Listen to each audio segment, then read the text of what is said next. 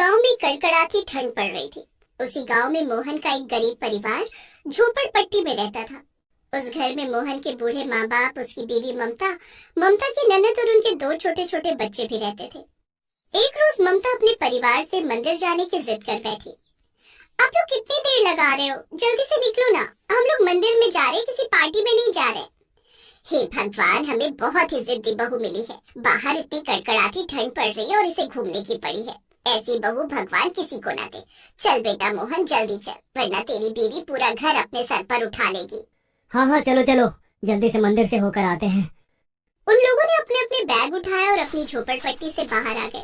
लेकिन अगले ही पल कुछ ऐसा घटा जिससे उनकी पूरी जिंदगी ही बदल गई। मोहन ने अपने घर में जैसे ही ताला लगाया, वैसे ही इतनी तेज तूफान आया कि उनके घर के पास में लगा हुआ एक खंभा उनकी झोपड़ी के ऊपर गिर गया, जिससे उनकी झोपड़ी पूरी तरह तहस नहस हो गई। आज हमें 1 सेकंड की कीमत पता चली। अगर हम घर से बाहर निकलने में 1 सेकंड की भी देरी कर देते तो हम सब भी इस खंबे के नीचे दब जाते। बहू, आज तेरी जिद की वजह से हम लोग यहाँ जिंदा खड़े हैं। मुझे माफ कर देना। सासू माँ, माफी मांगना छोड़िए, ये सोचिए कि अब हम करेंगे क्या। इतने में एक बार फिर से तूफान का झोंका इतनी तेज आया कि उनके दोनों बच्चों को वहाँ से उड़ा ले गया। दोनों बच्चे कहाँ गायब हो गए, किसी को पता ही नहीं चला। अम्मा, गुड्डी और गुड्डू कहाँ उड़ गए? रुको, मैं देख कर आता हूँ। जल्दी से मेरे बच्चों को ढूंढ कर लाइए। पता नहीं इस ठंड में बेचारे कहाँ उड़ गए होंगे। इस तूफान को भी आज ही आना था। मोहन भागते भागते पूरे गांव में अपने बच्चों को ढूंढने लगा, पर उसे बच्चे कहीं नहीं मिले। फिर वो पास के जंगलों में गया, वहाँ भी उसे बच्चे नहीं मिले। थक हार कर वो अपने घर की तरफ वापस आया तो देखा वहाँ पर उसका परिवार था ही नहीं। माँ, पिताजी, ममता, बहन, कहाँ चले गए सब लोग? अभी जहाँ तक मोहन सिर्फ अपने बच्चों को ढूंढ रहा था, वहीं अब वो अपने पूरे परिवार को ढूंढने लगा। ढूंढते ढूंढते वो गांव से बाहर आ गया तो देखा उसका पूरा परिवार पानी के एक टैंकर के नीचे बैठकर ठंड से ठिठुर रहा था। मोहन भी भागकर वहीं चला गया। क्या हुआ, हमारे बच्चे मिले या नहीं? नहीं ममता, पता नहीं हमारे बच्चों को तूफान कहाँ उड़ा ले गया। हमारा घर भी तबाह हो गया, हमारे बच्चे भी गायब हो गए। एक पल में ना जाने क्या से क्या हो गया। भैया, हम तो अच्छे खासे मंदिर जा रहे थे। भगवान ने हमारे साथ ये क्या किया, अब हम रहेंगे कहाँ?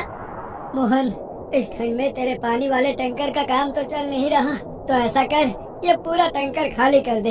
इस टैंकर के अंदर ही हम सब रहते हैं, उसके बाद बच्चों को भी तो ढूंढना है। अब उनके पास कोई दूसरा रास्ता नहीं था, इसीलिए मोहन ने अपने टैंकर का सारा पानी खाली कर दिया। खाली करने के बाद अंदर साफ सफाई की और पूरे परिवार को टैंकर के अंदर लेकर चला गया, जहां उन्हें ठंड से थोड़ी राहत मिलने लगी। हमने सर छुपाने का इंतजाम तो कर लिया, पर मेरे बच्चे पता नहीं किस हालत में होंगे इस ठंड में। मोहन, आप मेरे साथ चलिए, बच्चों को ढूंढते हैं। बहन, तुम माँ बाप का ख्याल रखना, मैं और ममता बच्चों को ढूंढने जा रहे हैं। ठीक है भैया।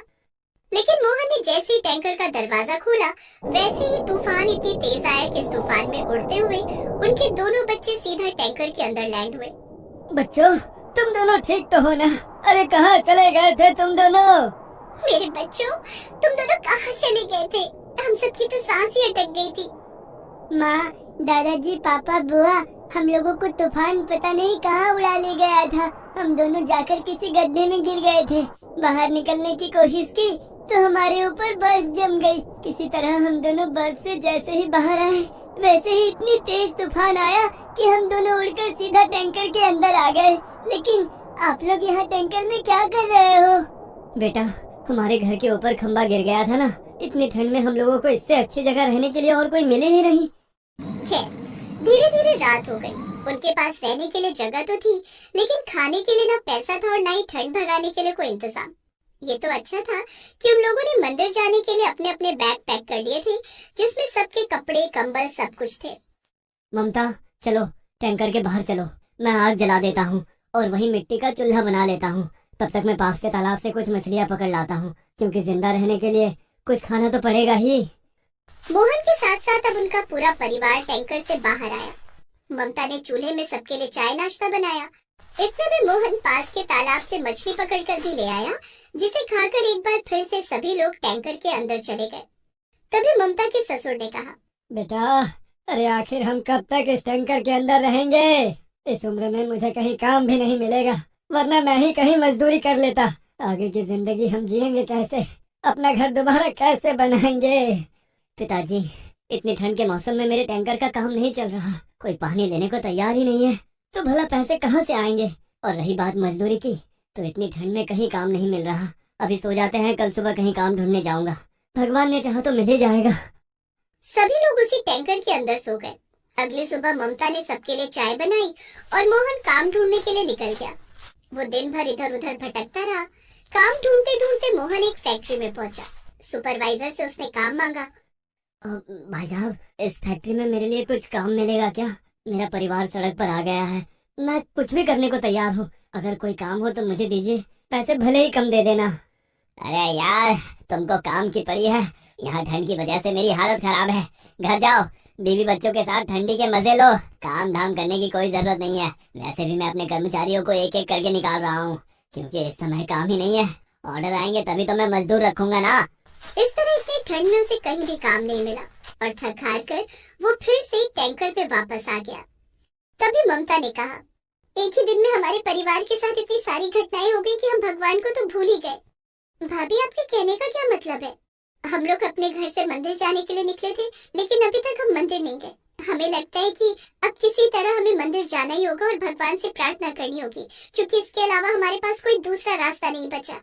हाँ बहू, शायद तू सही कह रही है। अब भगवान से प्रार्थना करने के अलावा और कर भी क्या सकते हैं। तो ठीक है, अभी चलते हैं। आप लोग यहीं बैठो, मैं आगे जाकर टैंकर स्टार्ट करने की कोशिश करता हूँ। इसी टैंकर से हम लोग मंदिर चलेंगे। मोहन ने आगे जाकर टैंकर स्टार्ट किया और निकल पड़ा मंदिर के सफर पर। काफी देर तक टैंकर चलाने के बाद मोहन करीब आधी रात में मंदिर पहुंच गया। वो मंदिर जंगल के बीचों बीच था, जहाँ पर उस समय कोई नहीं था। मोहन ने टैंकर का गेट खोला और पूरा परिवार बाहर आ गया। सभी ने पूजा प्रार्थना की, फरियाद की, हे भगवान, हमारी स्थिति बहुत खराब हो गई है। हम तो आपके दरबार ही आ रहे थे, पर आपने हमारे साथ इतना बुरा क्यों किया? अब आप ही कोई रास्ता दिखाइए। ममता के इतना बोलते ही उसके सर पर एक गेंदे का फूल गिरा। तभी मूर्ति से आवाज आई, ये कोई साधारण फूल नहीं है, बल्कि मेरा आशीर्वाद है। इस फूल को अपने पति के टैंकर में रख देना। भगवान, उससे क्या होगा? इससे टैंकर के अंदर का पानी ठंड के मौसम में हमेशा गर्म रहेगा और गर्मी के मौसम में ठंडा। ममता ने तुरंत भागकर ये बात अपने परिवार को बताई। सबको बाहर निकालकर ममता ने जैसे ही वो फूल टैंकर के अंदर डाला, वैसे ही पूरे टैंकर में गर्म पानी भर गया। तभी मोहन के दिमाग में एक आइडिया आया। ये तो चमत्कार हो गया ममता, भगवान ने इतनी मदद तो कर ही दी, बाकी मैं मेहनत कर लूंगा। गर्म पानी तो लोग खरीदेंगे ही, सस्ते में बेचूंगा। अब कुछ दिन इसी मंदिर में तंबू बनाकर रहेंगे और आसपास की सोसाइटी और फैक्ट्री में जाकर गर्म पानी बेचूंगा। ऊपर वाले ने चाहा तो मेरा काम तुरंत चल पड़ेगा। मोहन ने उसी जंगल में एक तंबू बनाया और गर्म पानी की सप्लाई करने लगे। उसका काम पहले दिन से ही चलने लगा। भयंकर ठंड में लोग गर्म पानी इतने सस्ते रेट में भला क्यों नहीं खरीदेंगे? मोहन पानी बेचता जा रहा था, पर टैंकर से पानी कभी खत्म ही नहीं होता था। कुछ ही दिनों में उसने पैसा इकट्ठा करके अपने गांव वाले घर की मरम्मत करा ली और सभी खुशी खुशी रहने लगे। पापा, मम्मी, चाचा, दादा, दादी, कोई मुझे बचाओ, मैं नदी में गिर जाऊंगा। मेरा बच्चा पुल से नीचे लटक गया है। अरे कोई तो बचाओ मेरे बच्चे को, नीचे नदी में गिर जाएगा। वो तो अभी इतना छोटा है कि उसे तैरना भी नहीं आता। अरे कितनी बार कहा है कि यहाँ पर बच्चों को देखते रहा करो। हम लोग पुल के ऊपर रहते हैं, नीचे नदी बहती है, कोई भी बच्चा नीचे गिर सकता है। बच्चों को संभाल कर नहीं रख सकती बहू। मोहन का परिवार बहुत गरीब था। वो अपनी पत्नी रागिनी, अपने 7 साल के बेटे पिंकू, अपने माता पिता और अपने छोटे भाई के साथ पुल के ऊपर तंबू बनाकर रहता था, क्योंकि वो पुल इतना पुराना हो चुका था कि वहाँ कोई आता जाता नहीं था। जितनी देर में वो लोग उसे बचाने आए, पिंकू नदी में जा गिरा। अरे तुम लोग यहाँ आपस में बहस ही करते रहे, वो देखो मेरा पोता नदी में गिर गया। मोहन का बेटा नदी के अंदर डूब रहा था और मदद के लिए गुहार लगा रहा था। पापा, बचाओ, चाचा बचाओ, मैं डूब रहा हूँ, कोई तो मुझे बचा लो। भैया, टिंकू तो डूब रहा है, मुझे तैरना आता है, मैं उसे बचाता हूँ। नदी का बहाव बहुत तेज था। तभी अचानक तेज तूफान आने लगा। आसमान में बादल काले हो गए और बर्फ के ओले भी गिरने लगे। राहुल ने आव देखा न था, उसने नदी में छलांग लगा दी और किसी तरह तूफान का सामना करते हुए पिंकू को नदी के किनारे ले आया। पिंकू, तुम्हें पुल के किनारे आने की क्या जरूरत थी? चाचू आज के बाद ऐसा नहीं करूँगा, लेकिन मेरा भी मन करता है इधर उधर बाहर घूमने का। यहाँ पुल पर हमारे अलावा कोई नहीं रहता।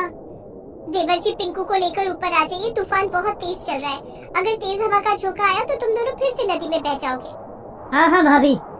राहुल पिंकू को लेकर पुल के ऊपर आ गया। बहू, बाहर तो बहुत तेज तूफान आया हुआ है, बारिश भी हो रही है। इसे ठंडी लग रही होगी और ठंडी तो हमें भी लग रही है। हम सब के लिए गर्मा गर्म काली चाय बना दे और पिंकू को भी पिला देना। खुद चाय पीने का मन हो रहा है और पिंकू का नाम लगा रहे हो। बहू तू पिंकू का ख्याल रख, मैं चाय बनाती हूँ। अरे नहीं सासू माँ, मेरे होते हुए आप भला चाय क्यों बनाएंगी? आप पिंकू का ख्याल रखिए, क्योंकि दादी से अच्छा ख्याल कोई नहीं रख सकता। उन लोगों ने पुल के ऊपर ही तंबू के अंदर मिट्टी का चूल्हा बना रखा था। रागिनी ने सबके लिए चाय पकौड़े बनाए और सभी लोग खाने भी लगे और सब उसी के अंदर आराम करने लगे। धीरे धीरे रात हो गई और रात के करीब 12 बजे नदी के पुल पर चारों तरफ सन्नाटा था। तभी एक मछुआरा नदी में नाव चला रहा था और गीत भी गाते जा रहा था। हे ऊपर वाले, तेरी महिमा परंपार, इतनी तेज तूफान में किनारे लगा दे मेरी मल्हार। गाना कौन गा रहा है? चलो चलकर देखते हैं, कहीं कोई लुटेरा तो नहीं। सभी लोग अपने तंबू से बाहर निकले तो देखा कि नदी में एक मछुआरा नदी पार कर रहा था और गाना गाता जा रहा था। उन लोगों को उस मछुआरे को देखकर डर लग गया। उन्हें लगा कि वो कोई लुटेरा भी हो सकता है।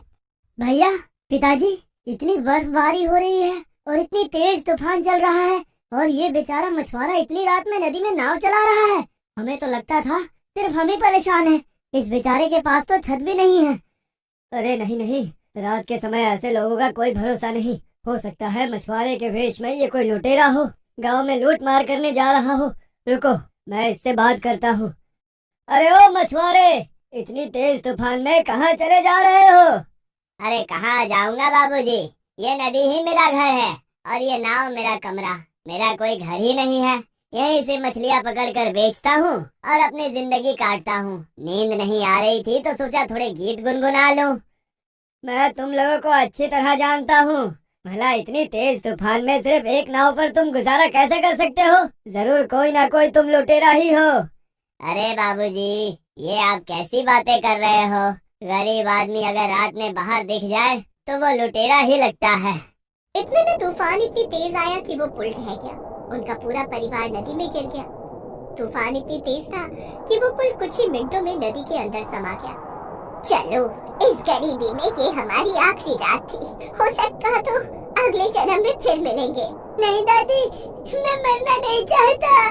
पिंकू बेटा, हम सब डूब रहे हैं। मैं जिंदा रहते अपने पोते की शादी होते देखना चाहता था, पर शायद ये सपना आज रात ही इस नदी के अंदर दफन हो जाएगा।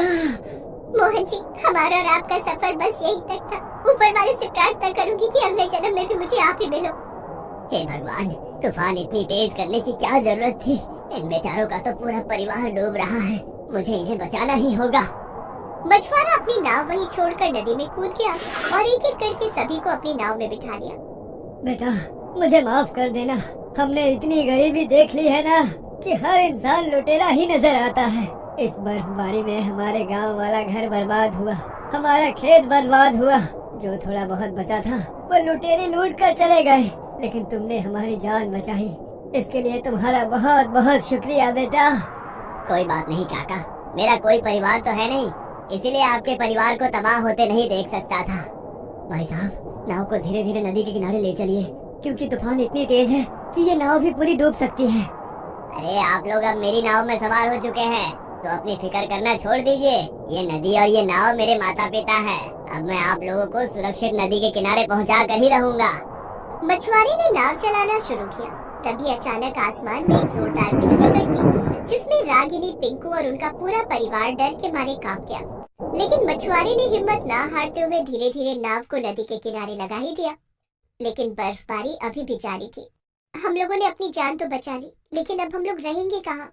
मैं आप लोगों को अक्सर देखा करता था कि आप पुल के ऊपर तंबू बनाकर रहते थे। आप लोगों ने अभी ये बताया कि गांव में आपका घर था, वो बर्फबारी में बर्बाद हो गया, लेकिन वो जगह तो आपकी होगी ना, वहीं एक तंबू बना लीजिए। वहाँ पर तंबू कैसे बना ले? वहाँ हमारी आंखों के सामने ही देखते सारे घर तबाह हो गए। पूरा गांव कब्रिस्तान लगता है। वहाँ एक इंसान नहीं रहता। इतने बड़े गांव में हम अकेले कैसे रहेंगे? यहाँ इस नदी के किनारे रहने से तो अच्छा ही है ना। यह मछुआरा बिल्कुल सही कह रहा है। हम गांव चलते हैं और वहाँ पर तंबू बनाने की कोशिश करते हैं। और बेटा, तुमने और तुम्हारी नाव ने हमारी जान बचाई है, इसलिए तुम भी हमारे साथ ही चलोगे। अरे तुमने हमारी जिंदगी बचाई है और ये कोई छोटी मोटी बात नहीं है। तुम्हारा भी घर नहीं है, अब हम लोग मिलकर कुछ ना कुछ करेंगे। मछुआरा उनके परिवार के साथ उनके गांव पहुंच गया। गांव में जाकर देखा तो गांव वाले कपड़े का तंबू बनाकर किसी न किसी तरह अपनी जिंदगी काट रहे थे। देखिए, सुबह होने वाली है। मनोज, राहुल, तुम दोनों मेरे साथ जंगल चलो। वहाँ से कुछ लकड़ियाँ काट लाते हैं और उस लकड़ी का एक अच्छा सा घर बनाते हैं। मुझे ये सब काम बहुत अच्छी तरह आता है। ये नाव मैंने अपने हाथों से ही तो बनाई थी। आज तक मेरा साथ दे रही है। ये तो बड़ी अच्छी बात है। उस मछुआरे ने उन लोगों के साथ मिलकर पहले तो जंगल में जाकर ढेर सारी लकड़ियां काटी, फिर लकड़ी का घर बनाने लगे। धीरे धीरे सुबह हो गई और लकड़ी का घर बनकर तैयार हो गया। घर बहुत मजबूत और टिकाऊ लगने लगा। सब लोग उस घर में रहने लगे। रागिनी ने सभी को चाय नाश्ता बनाकर खिलाया। तभी मछुआरे के मन में एक ख्याल आया। अगर आप लोगों ने मुझे भी अपने परिवार का हिस्सा मान ही लिया है तो मेरा भी कोई फर्ज बनता है। हमारे घर के बाहर अभी बहुत सारी जगह बची हुई है, तो क्यों ना हम लकड़ी की एक छोटी सी दुकान भी खोल लें। मैं मछली पकड़ कर लाऊंगा और भाभी जी चाय पकौड़े बनाकर पूरे गांव में बेचेंगी। इससे हमारा रोजगार भी चल उठेगा। बेटे ने बात बिल्कुल सही कही है। आगे की जिंदगी बिताने के लिए अब कमाना तो पड़ेगा ही। तो इस तरह उन लोगों ने लकड़ी की दुकान बनाकर चाय पकौड़ी बेचना भी शुरू कर दिया। जब गांव वालों ने उनका लकड़ी का घर देखा तो बहुत खुश हुए। अब मनोज के परिवार को गांव में ही लकड़ी के घर बनाने के बहुत सारे ऑर्डर मिलने लगे। अब मछुआरे ने मनोज और राहुल के साथ मिलकर पूरे गांव के घर को लकड़ी का बना दिया और ढेर सारा पैसा इकट्ठा कर लिया और अमीर हो गए। अब वो लोग अपने गांव वालों के साथ खुशी खुशी अपनी जिंदगी बिताने लगे।